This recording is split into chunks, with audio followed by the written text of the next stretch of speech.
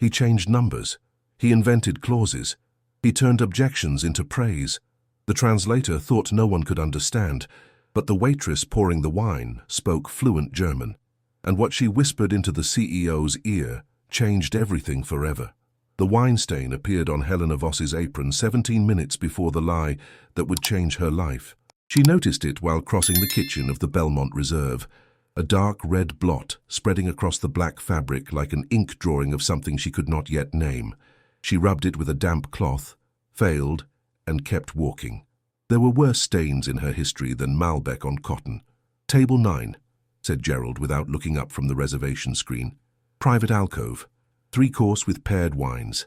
2 Americans, 1 German. Do not speak unless spoken to. Do not linger. You are furniture tonight, Helena. Expensive furniture that pours well." She had been furniture for 11 months, long enough to perfect the art of standing 3 feet from a conversation without existing inside it. The Belmont Reserve paid well for invisibility, and Helena Voss had become the best ghost on the floor. But ghosts do not have ears, and that was the problem. She heard the German before she saw the man who spoke it. The sound traveled from the private alcove through a gap in the velvet curtain and landed in the part of her brain she had spent years trying to wall off. 3 words were enough. "The Vertragsbedingungen sind akzeptabel." The contract terms are acceptable, spoken in a Bavarian accent that reminded her of lecture halls and a version of herself she no longer recognized. Helena stopped walking. A busboy nearly collided with her. She gripped the wine decanter tighter and pushed through the curtain into the alcove. 3 men, white tablecloth, a contract thick enough to anchor a boat. The man at the head of the table radiated authority, the way some people radiate warmth, not deliberately, but as an unavoidable consequence of who he was. Elliot Stanton wore a charcoal suit without a tie, sleeves adjusted to expose a watch that was not expensive, because it was new but because it was old. His hands rested on the table with the patience of someone who had signed enough documents to know that the dangerous ones always looked the same as the safe ones. Across from him sat Lothar Brandt, German, tall, broad-shouldered, with the kind of face that held expressions the way stone holds weather, slowly and permanently. He spoke with precision, each sentence structured like an engineering blueprint, and his pale eyes moved between the contract pages and his counterpart with the rhythm of someone performing due diligence, not just on paper, but on people. Between them, not beside either, but precisely between, sat Preston Chalk, younger, leaner, a smile that seemed rehearsed in front of a mirror until it looked natural. He held a pen in his right hand and rested his left on a leather portfolio, and when he spoke, he tilted his head toward whichever man he was addressing, as though distributing attention with mathematical fairness. He was the translator, and in the first 30 seconds Helena knew something was wrong with him. It was not anything visible. It was a frequency, the nearly imperceptible dissonance between someone who is conveying meaning and someone who is constructing it. Translators transmit. Preston Chalk was composing. She poured the first round of wine without incident. Lothar was speaking, his German flowing in long, structured paragraphs about supply chain logistics and territorial exclusivity. Helena understood every syllable, the subordinate clauses, the conditional moods, the careful qualifiers he used to soften what was essentially a firm demand. She understood because German was the language in which she had once written her doctoral thesis, the language in which she had whispered goodnight to her father in hospital rooms, the language that lived in a chamber of her mind she had bricked shut, but never emptied. Preston nodded while Lothar spoke, his pen making occasional marks in the portfolio margins. When Lothar finished, Preston turned to Elliot. He is very pleased with the proposed terms, particularly the exclusivity framework. He considers it fair and well-balanced. His only minor note is a formatting preference in Section 4. Helena nearly poured wine onto the tablecloth. What Lothar had actually said was this: "The exclusivity framework concerns me. Granting your company sole territorial rights across 3 regions simultaneously is aggressive. We discussed a phased approach. I also have reservations about the penalty clause in Section 4. The financial consequences for early termination seem designed to discourage us from leaving the partnership even if conditions change." Preston had not simplified. He had inverted. He had taken a man raising his shield and presented him as lowering his sword. Helena finished pouring and withdrew behind the curtain. Her hands were steady. Her mind was a cathedral on fire. She stood in the service corridor back against the wall and forced herself to think clearly. Maybe she had misheard. Maybe her German was rustier than she thought. Maybe she was projecting her own history onto a stranger's conversation, because the last time she trusted a translator, that translator destroyed her. She closed her eyes, counted to 10, opened them. Then she heard Elliot respond. "Tell Mr. Brandt that we appreciate his confidence. We are equally enthusiastic about the phased approach and believe the partnership framework reflects a genuine commitment to mutual growth." Helena frowned. Elliot had just referenced a phased approach, the exact thing Lothar had requested and Preston had erased. Which meant either Elliot already knew what Lothar wanted through some other channel, or he was using the phrase independently. Either way, the response was honest. It addressed Lothar's actual concern by coincidence. Preston turned to Lothar and translated Elliot's words into German. But what came out was, "Herr Brandt, bestätigt, dass die alleinigen Gebietsrechte wie im Vertrag festgelegt bestehen bleiben. Sieht keinen Grund für eine stufenweise Einführung." Helena felt the floor tilt. Preston had told Lothar that Elliot was confirming sole territorial rights as written, no phased approach, the exact opposite of what Elliot had said. He was not just lying to Elliot about what Lothar wanted. He was lying to Lothar about what Elliot offered. He was building a wall between two men who were actually trying to agree, and the wall was made entirely of his words. Lothar's face hardened.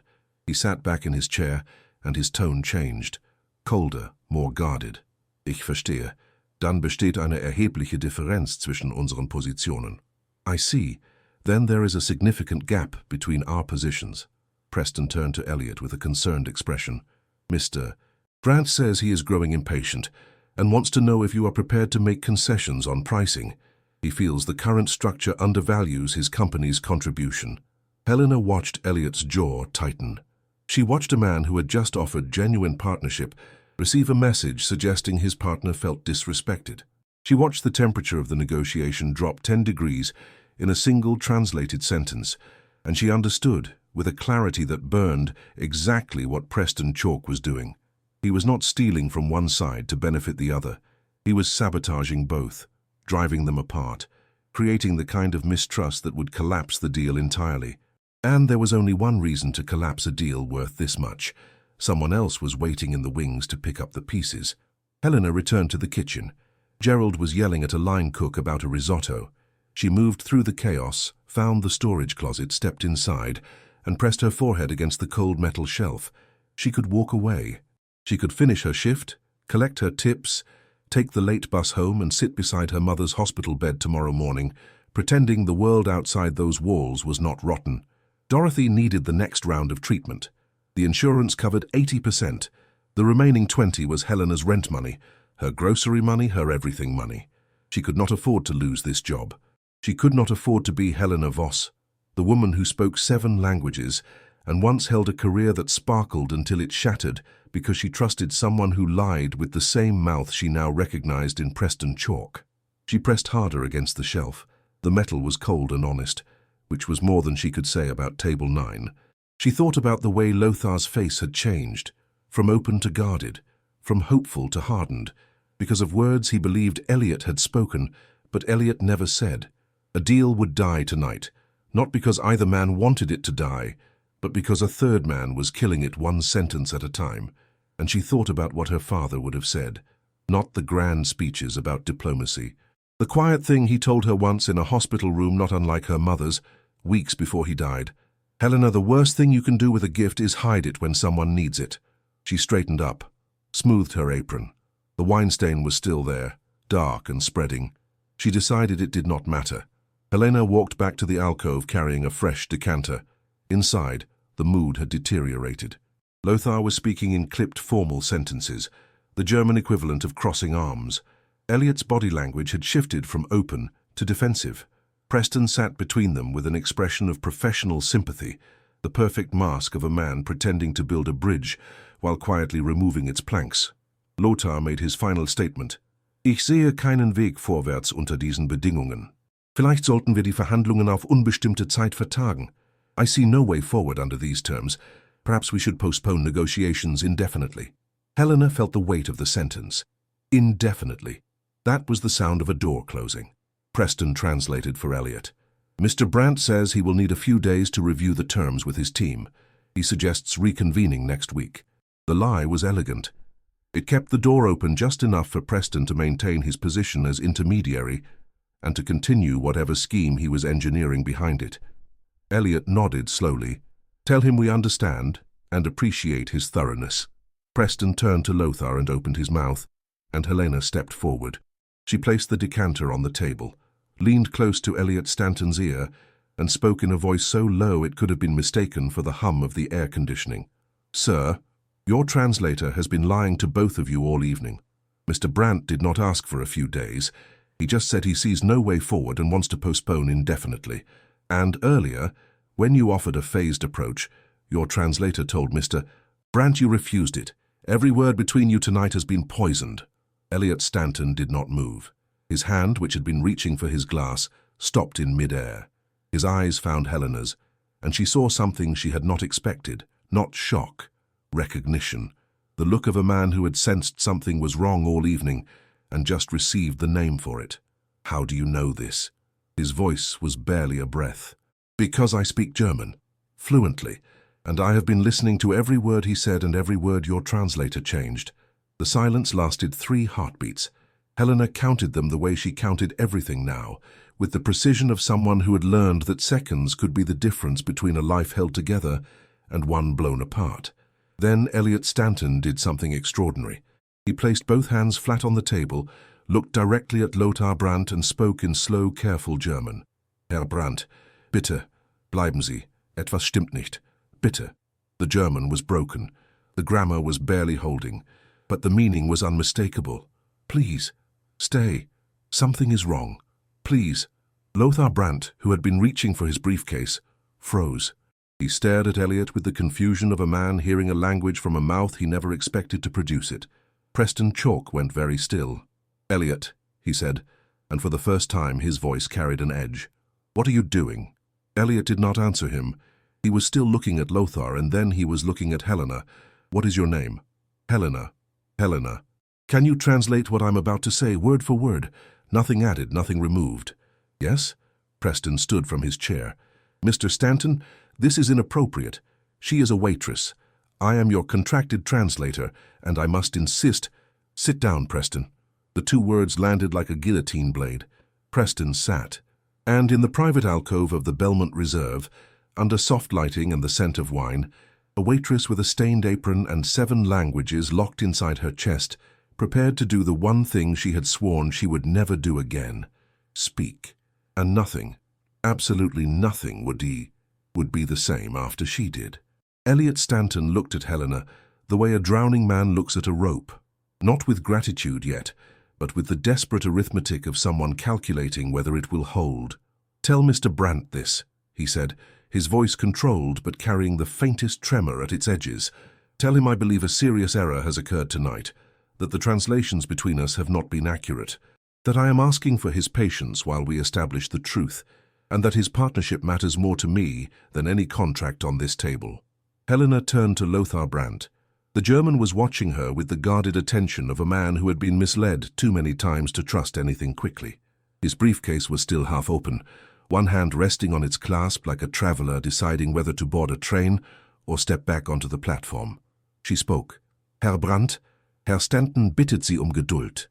Glaubt, dass heute Abend ein schwerwiegender Fehler bei der Übersetzung passiert ist. Hat Grund zur Annahme, dass die Übersetzungen zwischen Ihnen nicht korrekt waren. Bittet Sie zu bleiben, damit die Wahrheit ans Licht kommen kann. Und möchte, dass Sie wissen, Ihre Partnerschaft bedeutet ihm mehr als jeder Vertrag auf diesem Tisch. The words came out like a river, returning to a bet it had carved long ago, effortlessly, inevitably, as though the years of silence had been nothing more than a dam that someone finally opened. Her pronunciation carried the precision of academic training, layered over something deeper, the lived fluency of someone who had once thought in this language, dreamed in it, loved in it. Lothar Brandt's hand slowly released the briefcase clasp. He looked at Helena, truly looked the way he had looked at no one else that evening, and spoke directly to her. Wer sind Sie? Und warum sollte ich Ihnen mehr vertrauen als dem Mann, der die ganze Nacht übersetzt hat? Who are you? And why should I trust you more than the man who has been translating all evening? The question was fair. It was the question Helena would have asked. She translated it for Elliot, word for word, and then turned back to Lothar. Ich bin die Kellnerin, die Ihnen heute Abend den Wein serviert hat. Und Sie sollten mir nicht vertrauen.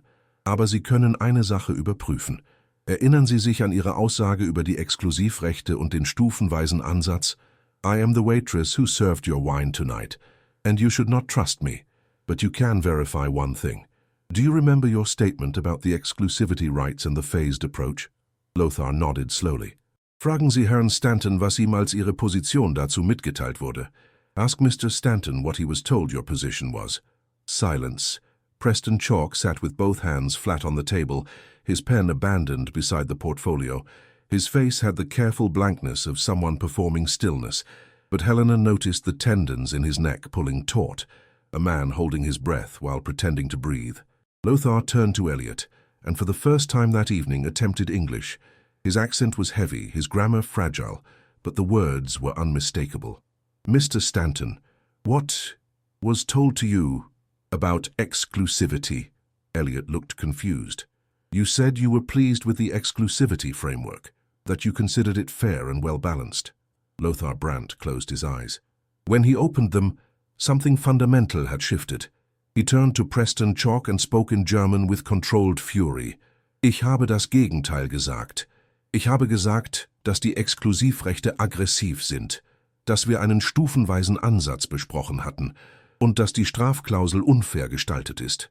Helena translated, and each word fell into the alcove like a stone into still water. He said, I said the opposite. I said the exclusivity rights are aggressive, that we had discussed a phased approach, and that the penalty clause is unfairly designed. Elliot turned to Preston. The look on his face was not anger. It was something worse. The blank, excavated expression of someone whose internal architecture has just been rearranged without permission. Preston, he said, is this true? Preston Chalky uncrossed his hands and placed them on his knees beneath the table, where no one could see if they were trembling. Mr. Stanton, German legal terminology is extremely nuanced. The distinctions between approval and conditional acceptance are often... Preston. Elliot's voice dropped half an octave. Mr. Brandt says he told you the exclusivity rights were aggressive. You told me he found them fair. Those are not nuances, those are opposites. Preston's eyes moved to Helena. For the first time, she saw something beneath the polished surface. A flash of calculation, fast and cold, the kind that happens when someone realizes the trap has closed. With all due respect, Preston said, and the phrase sounded like a loaded weapon, you are taking the word of a waitress over a professional translator with credentials. I have been your language consultant for months. She appeared tonight carrying a wine bottle. The sentence hung in the air. Helena felt its weight settle on her shoulders, the way the apron settled every evening. Familiar, suffocating, designed to make her smaller. Elliot said nothing for a long moment. Then he reached across the table, picked up the printed contract, and opened it to Section 4. Helena, he said, and the sound of her name carried a respect she had not been given in that restaurant before. Could you read the penalty clause in Section 4 aloud in German, and then translate it into English? Exactly as written. Helena took the contract. Her eyes scanned the German text, dense, layered, the kind of legal language that required not just vocabulary but architecture. She read it aloud, and translated it with the precision of someone who had spent years doing exactly this, in rooms not so different from this one. When she finished, Lothar Brandt exhaled audibly. Das ist exakt richtig, he said. Perfect. That is exactly right, perfect. Elliot looked at Preston, then at the contract, then at Helena, and then he stood up. This meeting is over for tonight, he said, his voice quiet but carrying the finality of a door being locked. Mr. Brandt, I would like to continue this conversation at my office under different circumstances, with a different translator. He did not look at Preston when he said it. He did not need to. Helena translated for Lothar, who nodded once, a slow, deliberate nod that carried more meaning than any sentence he had spoken that evening. Preston Chalk stood from the table. The smile was gone. In its place was something harder, something cornered. You are making a mistake, Elliot, he said, and the use of the first name without the formality that had framed every previous sentence was itself a threat. You do not know who you are listening to. And you do not know who you are dismissing. The words landed in the alcove like smoke. Helena felt something in them. Not just desperation, but the confidence of someone who believed he had protection, who believed that even now, even caught, the machinery behind him was larger than the room. Elliot buttoned his jacket. "Leave your portfolio on the table. My legal team will need it." Preston looked at the leather portfolio. For a moment, Helena thought he would refuse. Then he placed it on the white tablecloth with exaggerated care, as though performing a ritual, and walked out of the alcove without looking back. The curtain swayed behind him, then fell still. The silence that followed was not relief. It was the aftermath of an earthquake, the moment when the shaking stops, but the damage has not yet been assessed. Lothar spoke first, his voice quieter now. "Frau Helena," he said, testing the name as though it were a bridge he was not sure would hold. "Wie haben Sie das bemerkt? Die Veränderungen in der Übersetzung, wie konnten Sie das erkennen? How did you notice the changes in the translation? How were you able to detect that?" Helena translated the question for Elliot, then answered in German, letting Lothar hear the answer in his own tongue first. "Weil ich früher Übersetzerin war, Dolmetscherin. Ich habe jahrelang genau diese Art von Verhandlungen begleitet, bevor alles auseinanderfiel. Because I used to be a translator, an interpreter. I worked on exactly these kinds of negotiations for years, before everything fell apart." She translated her own words into English for Elliot. The phrase, "before everything fell apart," sat between them like an uninvited guest. Elliot studied her. "You said 7 languages. I did not say that tonight. You did not need to. The way you move between German and English, it is not the movement of someone who learned 2 languages. It is the movement of someone who lives in a space between many." Helena felt something crack inside her chest. Not painfully, the way ice cracks in spring, with the reluctant, necessary sound of something frozen beginning to thaw. 7, she confirmed. English, German, French, Italian, Mandarin, Arabic, and Portuguese. Lothar, who had understood the number even in English, raised both eyebrows. Elliot reached into his jacket and produced a business card. He placed it beside the wine glass Helena had filled earlier, half empty now on the white tablecloth beside a contract that would need to be rewritten from scratch.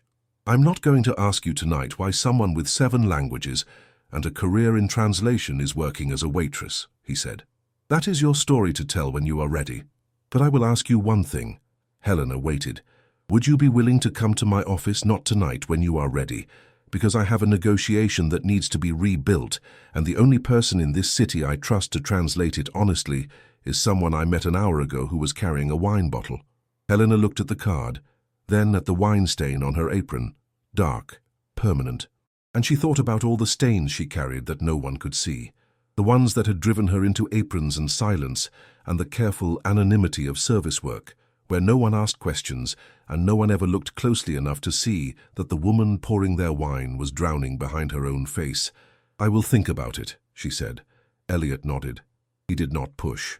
He turned to Lothar, and through Helena they exchanged a few final words, brief, respectful, the careful verbal handshake of 2 men who had nearly been destroyed by a shared enemy and were now standing on the same side of the wreckage. Lothar left first. At the curtain he paused and turned to Helena. "Frau Helena, heute Abend haben Sie nicht nur übersetzt, Sie haben die Wahrheit gerettet. Tonight you did not just translate, you saved the truth." He nodded once and disappeared through the velvet curtain. Elliot gathered his things slowly. Before leaving, he stopped beside Helena. Preston said something before he left. He said, "I do not know who I am dismissing." Elliot paused. "In my experience, when a man says that after being caught lying, he is not defending himself. He is warning you that someone above him will respond." Helena felt the temperature in the alcove drop, not physically, somewhere deeper. "Be careful, Helena," Elliot said. "Whatever Preston was doing tonight, he was not doing it alone. And people who engineer failures on this scale do not stop because they lost one evening." He walked through the curtain. His footsteps faded across the dining room carpet. Helena stood alone in the alcove. The table was still set. Glasses, bread plate, the abandoned portfolio, the contract with its lies printed in clean black ink. The candles were burning low, their flames guttering in the draught from the curtain. She picked up the business card from beside the wine glass, turned it over in her fingers. The embossed letters pressed into her skin like a question she was not ready to answer. Then she looked down at her apron. The wine stain had dried. It was darker now, its edges permanent, a shape that looked, if she tilted her head, almost like a door. Helena tucked the card into her apron pocket, beside the pen she used for taking orders and the phone that would have a message from the hospital when she checked it. She blew out the candles, closed the curtain, and walked back through the restaurant toward the kitchen, toward the bus stop, toward the small apartment where her mother's medication sat on the counter like soldiers waiting for orders.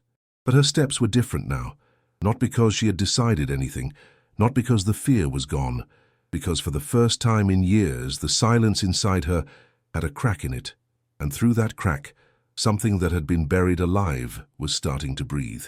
Helena arrived at the hospital at 6 in the morning, an hour before visiting hours began. The night security guard recognized her.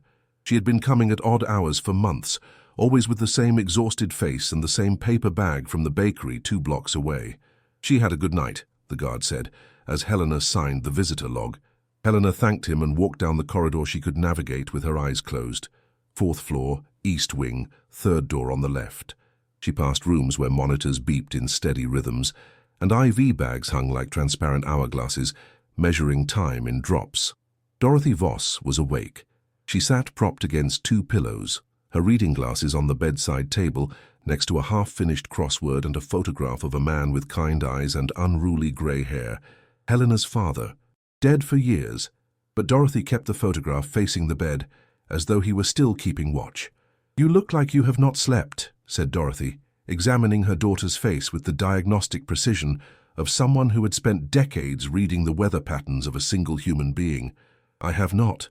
Sit, and tell me why." Helena sat in the chair beside the bed, the same chair she had occupied for hundreds of hours over the past months, its cushion molded to the shape of her waiting. She opened the bakery bag and placed a croissant on Dorothy's tray table. "Something happened last night at the restaurant," Helena said, and she told her everything, not the deflection she had perfected. "Fine, busy night. Good tips." She told Dorothy about the alcove and the velvet curtain, about the German words landing in the part of her brain she thought she had sealed shut, about Preston composing lies with the same mouth that was supposed to carry truth, about the storage closet and the cold metal shelf, about the whisper, about Elliot Stanton speaking broken German like a man throwing a rope he was not sure would reach, about "Sit down, Preston," about the translation that poured out of her like a dam breaking, about the business card in her apron pocket. Dorothy listened without interrupting. She did not eat the croissant. She listened with the stillness of someone who understands that certain stories need to be received whole. When Helena finished, the room was quiet except for the heart monitor and the distant sound of a cart rolling down the corridor. "He offered you a job," said Dorothy. "He offered me a chance to translate again. And you said you would think about it." "Yes." Dorothy removed her glasses from the bedside table and put them on, as though she needed to see her daughter more clearly for what she was about to say. "Helena, when was the last time you thought about going back?" Helena looked at the floor. "I think about it every day. Every time I hear a language I speak, in the street, on the bus, in the restaurant, something inside me translates it before I can stop it. My brain does not know I quit. Then the question is not whether you can go back. The question is why you have not." Helena felt the familiar tightness in her chest. The question her mother was asking was the question she asked herself at 3 in the morning when the apartment was dark and the silence was too thin to hide behind. "Because the last time I used my languages professionally, someone used them to destroy me." Dorothy reached across the bedrail and took Helena's hand. "Tell me about Marcus again," Dorothy said softly. Helena closed her eyes. Marcus, the name she had not spoken aloud in over a year, the name that tasted like rust and broken glass. "You know the story, Mom. I know your version of it, the short version, the one where you skip the parts that hurt the most because you think they will worry me.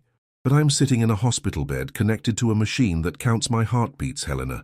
I think we are past the point of protecting each other from difficult truths." Helena opened her eyes. Her mother was right. She was always right about the things that mattered most. "Marcus Calloway was my mentor," Helena began, and the name opened a door she had spent years boarding shut. "I met him during my doctoral program at Georgetown. He ran the Center for Applied Linguistics, forensic translation, legal interpretation, diplomatic communication. He was brilliant. Consulted for international courts. He was the person who made me believe that what I could do with languages was not just a skill but a calling. She paused. Dorothy waited. After my doctorate, he invited me to join his consulting firm, Callaway and Associates, forensic and legal translation for international litigation. We worked on cases that mattered: war crimes tribunals, asylum hearings, treaty disputes. I was translating testimony from witnesses who had survived things I could barely imagine, and every accurate translation was the difference between justice and its absence. Helena's voice steadied as she spoke.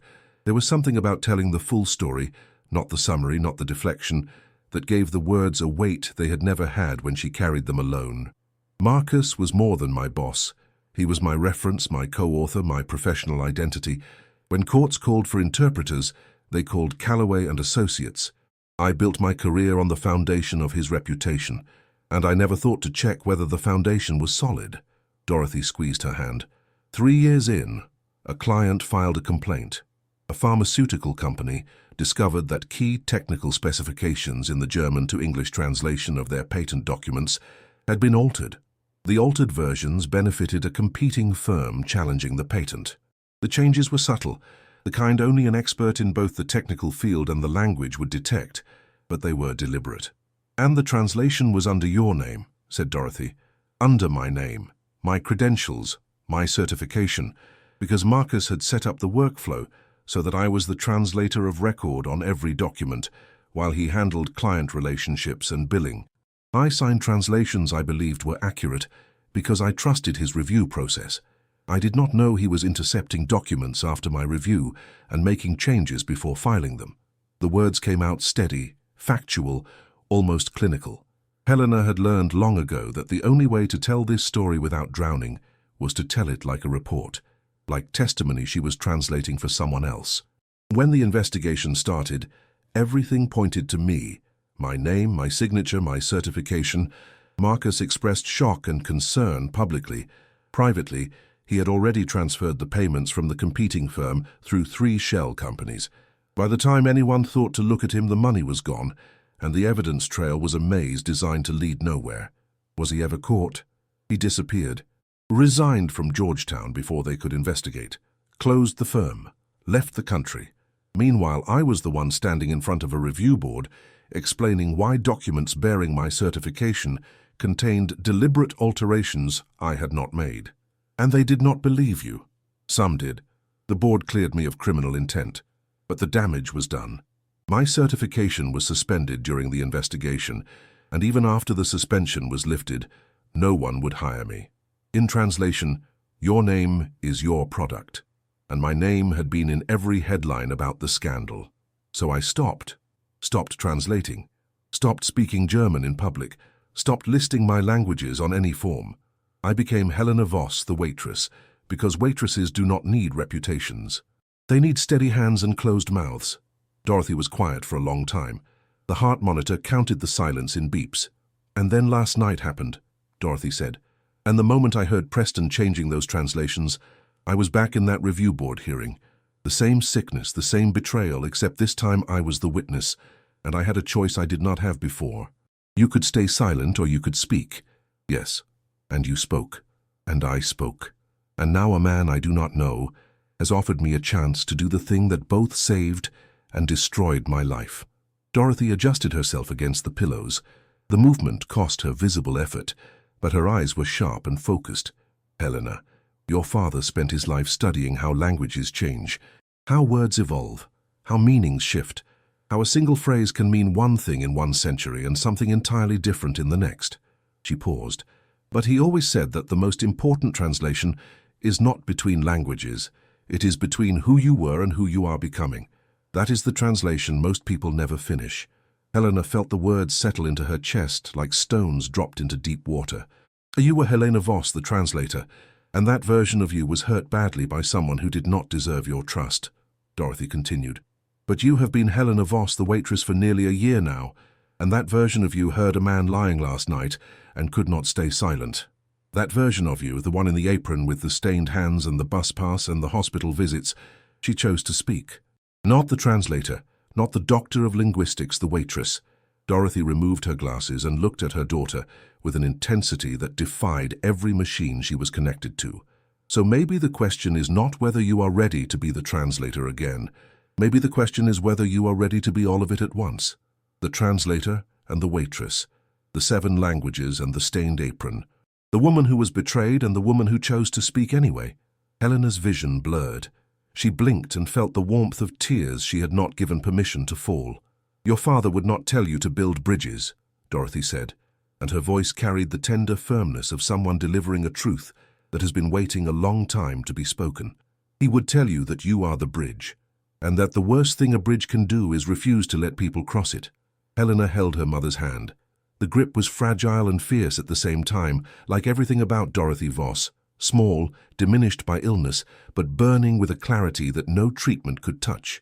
"Go," said Dorothy. "Not because you are not afraid. Go because the woman who spoke last night deserves to find out what happens next." Helena kissed her mother's forehead, tasted salt, her own tears on Dorothy's skin. "I will come back this afternoon," she said. "I know you will. You always do." Helena walked out of the room, down the corridor, past the security guard, through the hospital doors into a morning that was grey and cold, and full of a kind of light that made everything look honest. She reached into her jacket pocket and found the business card. It was slightly bent from being transferred from the apron. The embossed letters caught the weak morning sun. She pulled out her phone, dialed the number on the card. It rang 3 times. "Stanton. Mr. Stanton, this is Helena, the waitress from last night." A pause. Then, "I was hoping you would call, but I was not sure you would." "Neither was I." Helena looked at the hospital behind her, then at the street ahead. 2 directions, 2 versions of herself. "I have a question before I say yes or no." "Ask it." "Last night, Preston said you did not know who you were dismissing. You told me that people who engineer failures on this scale do not stop because they lost one evening." She paused. "Have you found anything?" The silence on the other end lasted long enough for Helena to hear Elliot Stanton take a breath and release it slowly, the sound of a man choosing his next words with the precision of someone who understood that words, once spoken, could not be unspoken. "Helena," he said, "I think you should come to my office. There are things in Preston's portfolio that you need to see. And I believe that, though I cannot yet prove it, that what happened last night was not the beginning of this story. I think it has been going on much longer than either of us knows." Helena felt the ground shift beneath her feet. The same sensation from the alcove, the same tilt, but this time she did not grab the shelf, she stood in it. "I will be there in an hour," she said. And she hung up the phone, crossed the street, and walked toward the bus stop with the business card in one hand and 7 languages in her chest, and a stain on her apron that she had stopped trying to remove. The lobby of Stanton Tower smelled like marble and ambition. Helena crossed it in flat shoes and a jacket she had ironed twice that morning, passing people in tailored suits who moved with the practiced ease of those who had never questioned whether they belonged. "I am here to see Elliot Stanton," she said to the receptionist. "Your name?" "Helena Voss," the receptionist typed, paused, and looked up with an expression that had shifted by a single degree. "Mr. Stanton is expecting you. 14th floor." Helena took the elevator to the 14th floor. An assistant with a tablet and an efficient smile led her down a corridor lined with glass walls through which she could see conference rooms and the choreography of a company in motion. Elliot's office was the last room. He stood when she entered, not behind the desk but beside the window, holding a coffee cup he did not seem to be drinking. His face carried nothing dramatic, only the focused exhaustion of a man who had not slept. "Thank you for coming," he said. "Thank you for answering the phone at 7 in the morning." He gestured to a chair opposite the desk. "Sit. There is a lot to cover." On the desk sat Preston's leather portfolio, and beside it a stack of printed pages that had not been there the night before. "My legal team worked through the night," said Elliot. Inside Preston's portfolio were his notes from the negotiation, margin annotations, prep materials, his contract copy with handwritten changes. Except they were not standard. He opened the portfolio and turned it so Helena could see. The margins of Preston's contract copy were filled with annotations in 2 colors, blue ink for the actual German text, shorthand, abbreviations, reference notes, red ink for something else entirely. Helena leaned forward. The red annotations were not translation notes. They were instructions. Soften LB objections on exclusivity. Replace phased approach with full commitment. If jurisdiction raised, redirect to wine, weather, anything neutral. Goal, no agreement tonight, create friction. Make both sides walk away frustrated. Helena read the words and felt something lurch inside her chest. Not because they surprised her. After what she had witnessed at the restaurant, she knew Preston was working from a script. But seeing the script itself, written in red ink in a steady hand, made the betrayal tangible in a way that hearing it had not. This was not improvisation. It was choreography. "There is more," said Elliot. He slid the printed pages toward her. Emails recovered from an account linked to a phone number in Preston's portfolio. Helena turned to page 3. The messages were brief, transactional, written in the clipped language of people who had agreed on the plan long before putting anything in writing. The sender's instructions were clear. The Brandt deal must not close. S needs both parties frustrated enough to abandon the partnership. Once Stanton walks away, we approach Brandt directly with the alternative offer. Your fee is released upon confirmed termination of negotiations. Helena read the initial S and looked at Elliot. Who is S? We do not know yet. My legal team is working on tracing the email account. It was routed through multiple servers, but there is something else. Elliot paused. Turn to page 8. Helena turned the pages. Page 8 was a different document. Not an email, but a scanned copy of a consulting agreement. A contract between the same anonymous entity and a consultant identified by name. The name was Marcus Calloway. Helena stopped breathing. Her Marcus. The man who had taken her career, her reputation, her identity, and vanished. His name was here, connected to the same network that had placed Preston Chalk at Table 9 of the Belmont Reserve. Helena. Elliot's voice reached her from what felt like a great distance. Do you know that name? She stared at the page and felt the years collapse. The review board, the headlines, the closed doors, the apron, the trays, the silence, all rushing backward to converge on this single point. Helena. She looked up. Elliot was watching her with an expression she could not immediately name.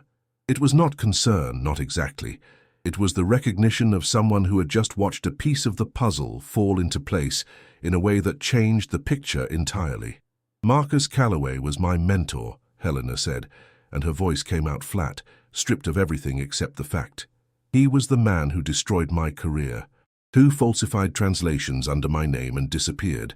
I have not seen him or heard from him in years. Elliot leaned back in his chair. The coffee cup sat untouched on the desk. Then this is not a coincidence, he said. Preston was placed to sabotage the Brandt deal. Marcus Calloway is connected to the same network. And you, the one person who could detect the fraud, happened to be the woman whose career Calloway destroyed. You think they knew I was there, Helena said. I think we need to consider the possibility. If someone in this network researched the restaurant staff, and clearly they do thorough research, they would have known your background. Then why risk it? If they knew I spoke German, why send Preston to a restaurant where I worked? Elliot was quiet for a moment. Either they did not know and we got extraordinarily lucky, or they did know, and they calculated that a woman silenced by scandal would stay silent again, that the waitress who lost everything because of translation fraud would be the last person to expose another one.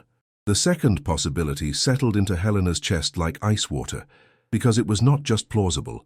It was the exact calculation she had made in the storage closet, the exact fear that had pressed her forehead against the cold metal shelf. They had counted on her silence because her silence was the most logical response in the world. A woman who had already lost everything to translation fraud would never risk drawing attention to another one. She would pour the wine, collect the tips, and go home, carrying someone else's betrayal in the same hands that once carried her own. And she had spoken anyway. There is one more thing, said Elliot. He pulled out a single sheet. Handwritten. Not in Preston's handwriting. My team confirmed that. Helena took the sheet. It contained 4 lines in a precise slanted hand. She recognized the way you recognize a voice you have not heard in years, instantly, involuntarily, with a physical reaction that bypasses thought. Marcus Calloway's handwriting. The 4 lines read, Stanton does not speak German. Brandt does not speak English. The wall between them is your instrument. Play it. Helena placed the sheet on the desk with a steadiness that cost her everything. Her hands wanted to shake. Her body wanted to fold into the chair and disappear. But she held still, because the woman who had whispered the truth into Elliot Stanton's ear was not the woman who ran. Not anymore. "He is here," Helena said. "Marcus is not on some other continent. He is connected to this. He knew about the dinner. He wrote these instructions. He is close enough to hand-deliver a note to Preston." Elliot nodded. "And it means this is not just about saving a business deal. Someone is running an operation, using corrupted translators to manipulate international negotiations. Preston was not the first. You were not the first victim." Helena looked at the documents spread across the desk, the portfolio, the emails, the consulting agreement, the handwritten note, 4 pieces of a puzzle that connected a restaurant alcove to a network she was only beginning to understand. "What do you want to do?" she asked. "I want to do 2 things," said Elliot.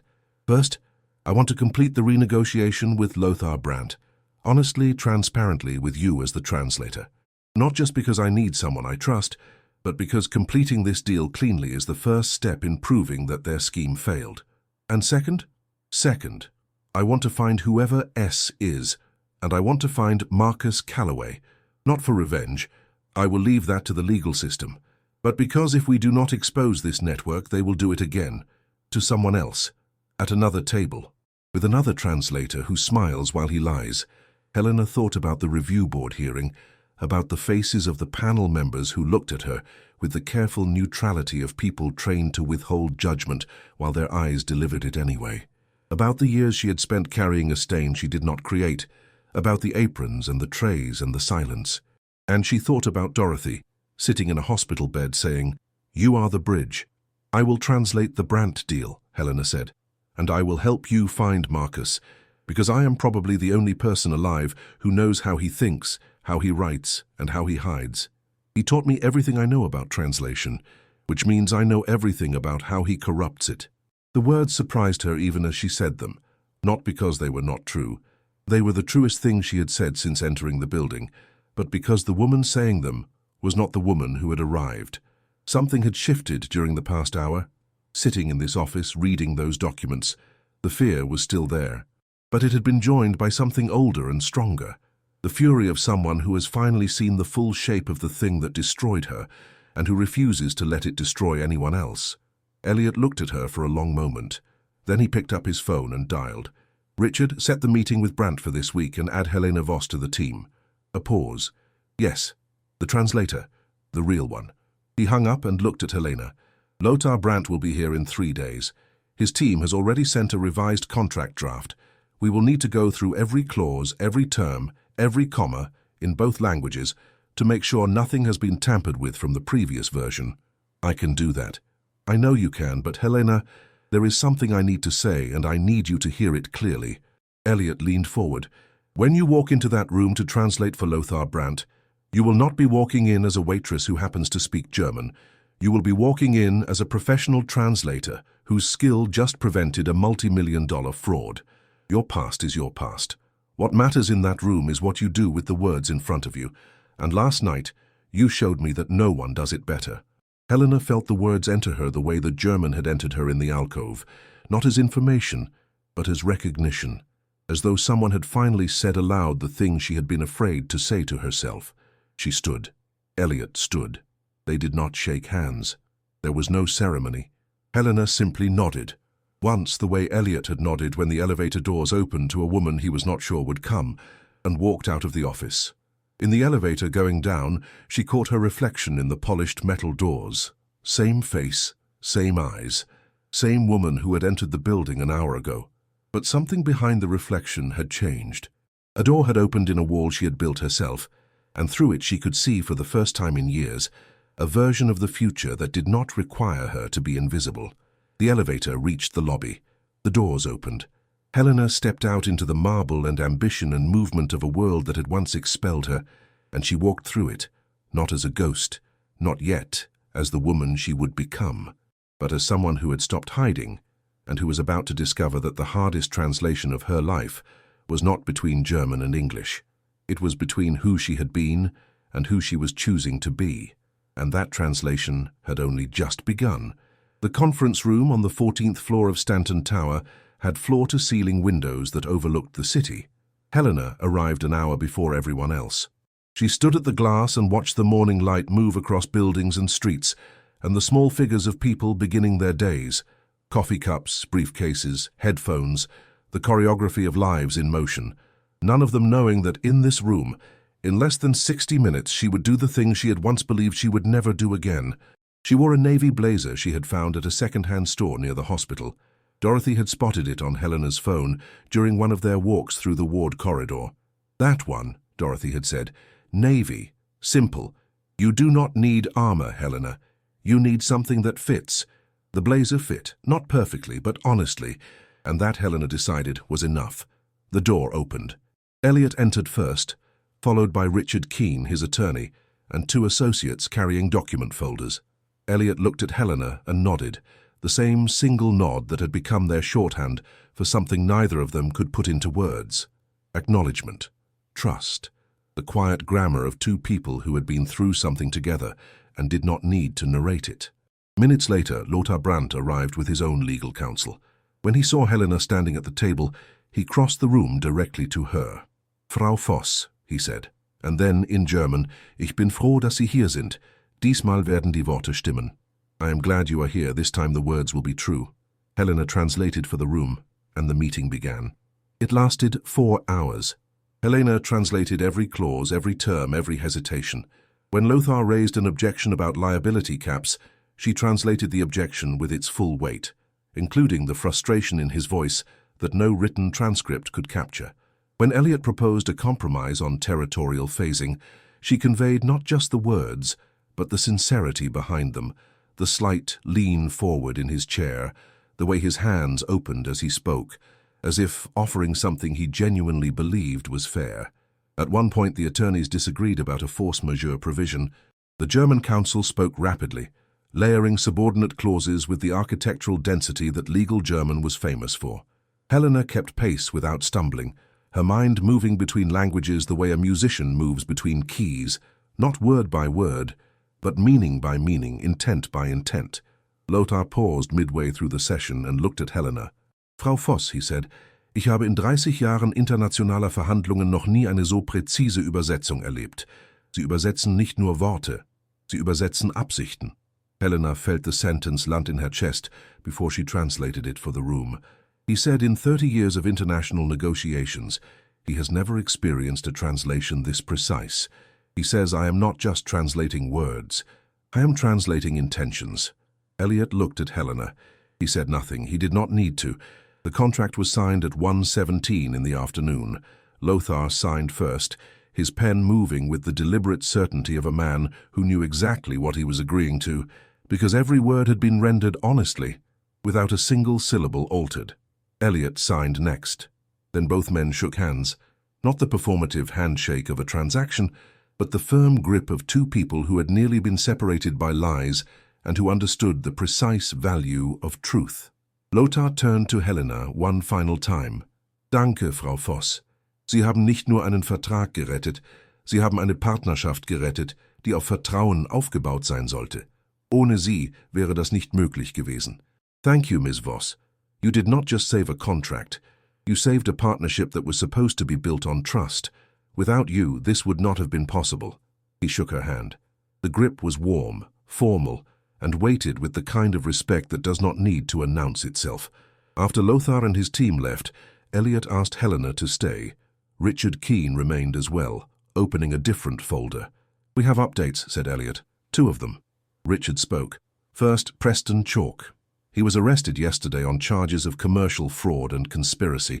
During processing, he provided information about the network in exchange for a reduced charge. He confirmed that he was recruited and paid by an intermediary operating on behalf of an entity that has been systematically placing corrupted translators in high-value international negotiations for years. Helena listened without expression.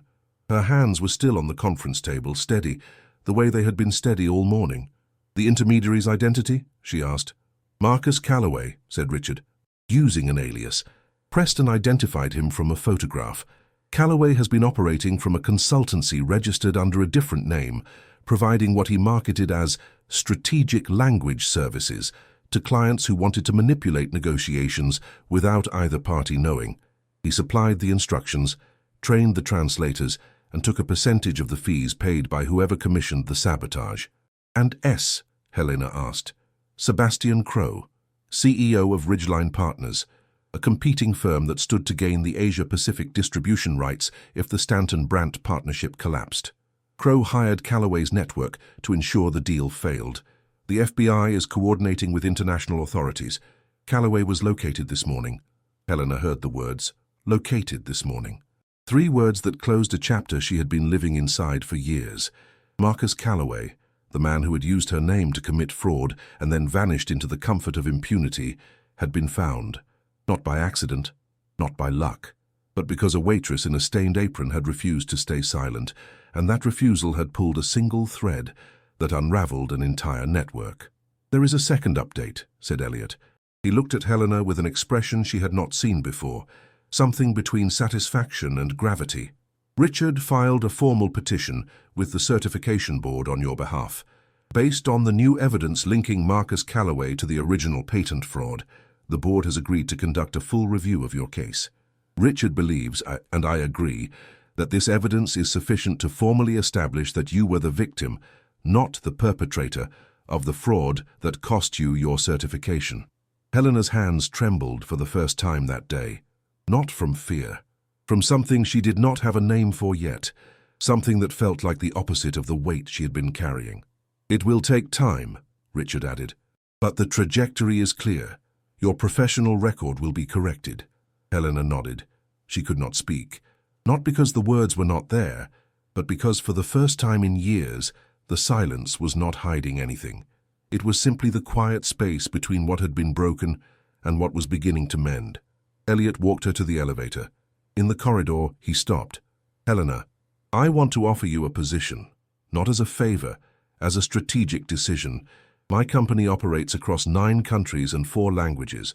I need someone whose integrity I trust absolutely and whose skill I have seen under the worst possible conditions. The role is head of international communications, full-time, your languages, your judgment, your name on the door. Helena looked at him. My name is still complicated. Your name, said Elliot, is the reason a multi-million-dollar fraud was stopped, a criminal network was exposed, and a partnership that will benefit thousands of people was signed today. If anyone has a problem with your name, they can take it up with me.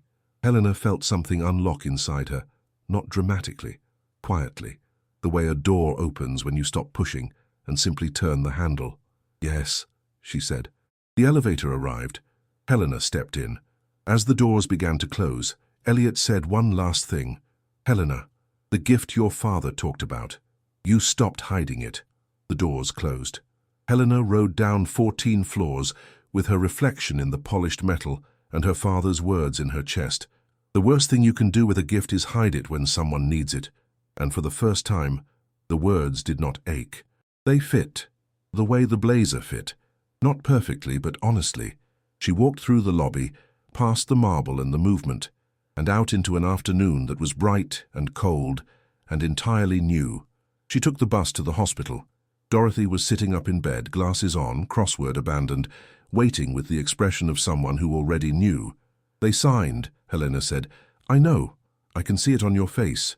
Dorothy smiled. Sit down, I have something to tell you. Helena sat. Dorothy took her hand. The doctor came this morning. The latest results are back.